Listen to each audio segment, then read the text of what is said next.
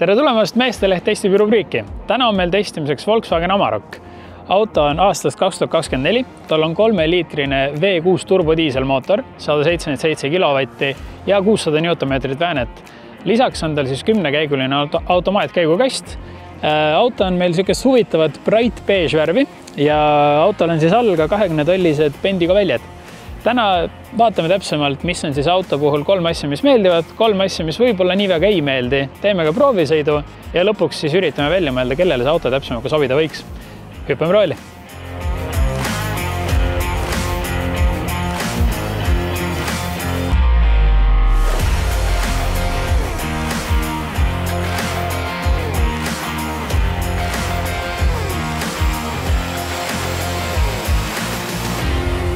Nii, testime nüüd siis Amaroki liikluses ka. Praegu ütleme siuke 40-50-ga sõites tegelikult väga mingeid mürasid ei ole kuulda. Ongi üllatav natukene, kuna tegu on suure autoga, siis võiks arvata, et on mingit refi müra kas või kuulda, aga isegi seda isoleerib päris hästi. Kui linnakiirusel sõita, siis tunned aukudest natukene seda tagumist lehtvedrustust, mis siis pick-upidel tihtilugu on, et ta justkui jääb natukene põrkama ja samal ajal esiots ilusti summutab ära enamus augud. Et see on siis siuke natukene huvitav eripära, mida märkad, aga eks lehtvedru ole seal põhjusega, et tavaline vedrustus võib-olla nii palju massi ei suudaks vedada nagu lehtvedru. Võtame ka kohe 3 huvitavat fakti antud auto kohta. Et lisaks sellele, et sõltuvalt siis mudelist saad kuni tonn vedada kastis, saad sa autoga vedada ka 3,5 tonni siis haagist. Teiseks, antud auto siis, üldiselt Amarokid jagavad platvormi nüüd siis Fordiga, Ford Rangeriga ja osaliselt ka siis mingisuguseid nii-öelda tehnikavidine, näiteks seesama ekraan siin keskel. Ja kolmandaks, lisaks sellele, et ta on siis nii-öelda töösõiduk, saab ta väga-väga hästi hakkama ka maastikul, et ta näiteks suudab siis 30-kraadiseid tõuse ja 26-kraadiseid laskumisi läbida, ehk siis ta on tegelikult väga võimekas ka maastikul. Nii, maanteel katsetades tegelikult kuulates mingeid mürasid, siis väga ei kuule midagi, et peeglid on väga-väga suured ja peeglitest tuulemüra ei ole üldse. Ainus müra, mida tegelikult praegu kuuleb, ongi rehvimüra, aga jällegi autol on lamellrehvid, 20-tollised väljad, et kui oleks suverehvid, oleks see, ma usun, oluliselt juba vaiksem ja samamoodi ka mingit mootorimüra, praegu raadio ei mängi, et kiirendamisel tõesti seda kuuleb, tavasõidul ei pane tähelegi, et üldiselt salong on siuke hästi mõnus vaikne ja praegu nüüd, kui siit ringteelt välja sõidame, siis tegelikult saabki kohe katsetada ka kiirendust, et antud autol siis mingit sportrežiimi ei ole, tal on normal režiim ja ta läheb, ütleme, siuke sekund, poolteist aega, et ta saaks aru, et sa tahad natuke kiiremini liikuda, aga kui ta jõuab, ütleme, siuke 2500 pöördeni, siis ta juba üsna nobedalt liigub edasi, et ma usun, et antud mootori ja autoga tegelikult ka möödasõidumaanteel ei oleks probleem. Vedrustus samamoodi, auto on küll tagant tühi, kast on tühi, aga maanteel ei saa arugi tegelikult, et sa sõidad autoga, millel taga oleks lehtvedrud, oluliselt vähem märkab seda kui siis linnasõidul. Et kokkuvõttes tegelikult üllatavalt viisakas ja siuke mõnus auto, millega liigelda, et just kui siuke esmalt on ta mõeldud ikkagi igapäevasõidukiks tundub ja siis teisalt nii-öelda töösõidukiks.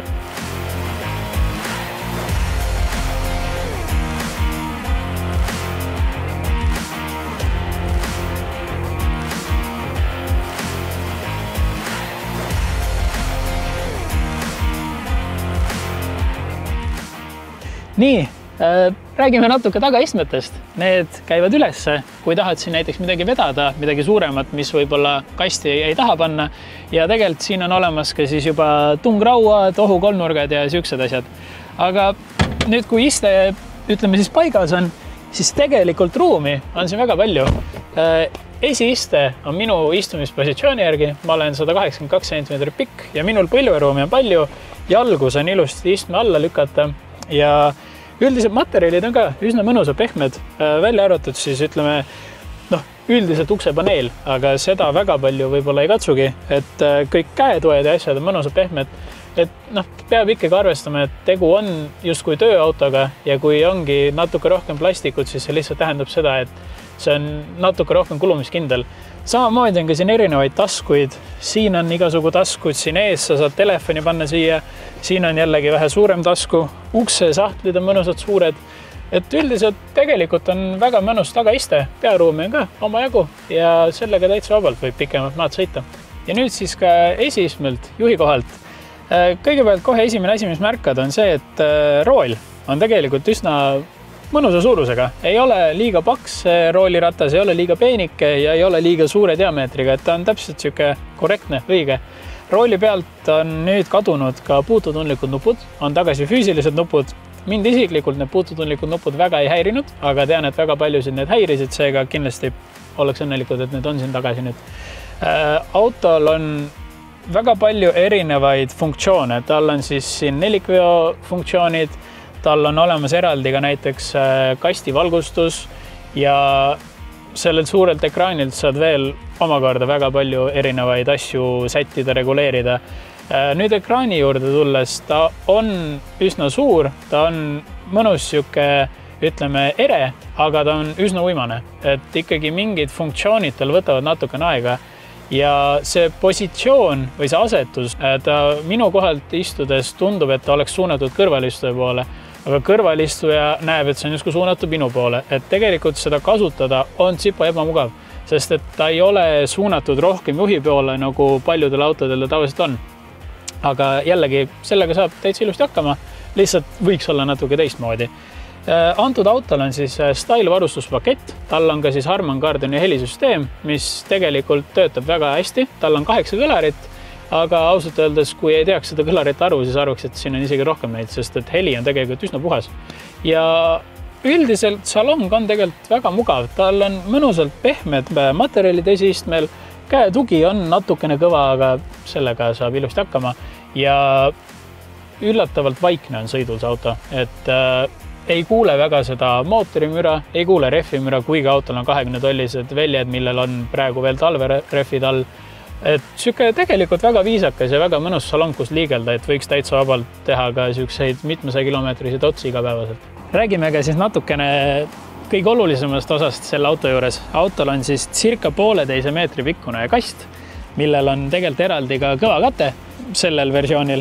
Seda saab siis võtta ka pehme kattega, saab võtta ka tegelikult siia eraldi nii-öelda kinnisosa peale ja sõltuvalt varustusest siia saab laadida kuni tonni ja ka kaupa. Et kuigi väljast näeb välja üsna siuke, ütleme siis igapäevane tavaline maastur, millel lihtsalt justkui on kast külge kruvitud, siis tegelikult saab ka täiesti vabalt teda nii-öelda töösõitudeks kasutada, kui tõesti selle jaoks vajadus tekib. Ja nüüd siis kokkuvõte.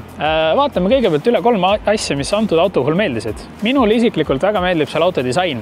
Ta on küll suhteliselt tööauto, siuke metsaauto justkui, aga tegelikult välimus on väga kena ja ei ole, ma arvan, probleemi peale metsas käiku eelnevalt auto puhtaks pestes naine õhtul ka sellega sööma viia kuhugi. Teiseks, mis väga meeldis, on salong. Üldiselt siis salongi kujundus ja antud auto on küll Style varustusega, ta hind on circa 66 000 eurot, aga seega siis materjalid on natuke teised, mis võib-olla madalamas varustusastmes leiab, aga üldiselt siis kogu salongi disain on minu arust väga viisakas. Ja kolmandaks, väga üllatus, kui vaikne see auto on ja samamoodi ka tegelikult meeldib see istumispositsioon, et sa istud kõrgel, sa näed kõigist üle, eks see olegi kasulik tegelikult siis võib-olla kui metsa vahel sellega liikled, et sa näeksid enda ümbrust, aga linnaliikluses on hea mugav, sa näed teistest autodest üle, mis eespool kaugemal toimub. Nüüd siis 3 asja, mis võib-olla nii väga ei meeldi. Esiteks uuesti salongi juurde tulles, kui istud roolis, siis paremal pool, kuhu muidu tahaks põlve toetada, on siuke kõva kareplastik. Praegu võib-olla lühematel sõitudel see nii suur mure ei ole, aga suvel, kui on vaja pikemaid sõite teha ja veel oled lühikeste pükstega, siis suhteliselt kiiresti ma usun, et see võib hakata häirima. Kui saaks sinna mingisuguse pehmenduse, oleks juba väga hästi. Teiseks, antud auto on üsna uimane. Tal on küll 177 kilovatti ja 600 newtonmeetrit väänet, aga näiteks linnaliikluses sellega ummikutes sõites sa pead väga palju gaasi andma, et auto nii-öelda adekvaatselt liikuma hakkaks. kindlasti on see käigukast nii-öelda tuunitud tehase poolt niimoodi, et asjad kastis ei lendaks ja võib-olla siis maastikul on natukene kergem autot juhtida, aga mina isiklikult võtan praegu seda linna näitena, kuna arvatavasti enamus ajast linnas liigub. Ja tegelikult kolmandaks, mis veel veits häiris, oli see, et auto pöörderaadius on üsna suur. See on küll üldiselt pick-upide mure. Ta ei ole väga suur nii-öelda mureallikas, aga lihtsalt üks asi, mida peaks kindlasti jälgima. Aga üldiselt, kellele see auto siis meeldida või sobida võiks, ongi võib-olla kui töötad kuskil ehitusel, oled objektijuht või on sul lihtsalt igapäevaelus natukene rohkem vaja siis kastiga autot mingite asjade vedamiseks. Minu arust on see väga hea auto selle jaoks, et üldiselt kui meil ongi näiteks ühes otsas on Isusud ja Hiluxid, teises otsas on juba Rammid, et siis see Amarok on paljudel kahe silma vahele jäänud ja kindlasti tasuks ka sellele võimalus anda. Ja kui soovid võimalust anda sellele või proovida, siis kindlasti sooviks tänada siin Möller Auto Ülemiste ja Möller Auto Mustamäe, kelle juurde te tegelikult saaksite ise ka pöörduda, kui on huvi antud autot siis katsetada. Aga minu poolt suured tänud ja näeme juba järgmises Meestele testi rubriigis.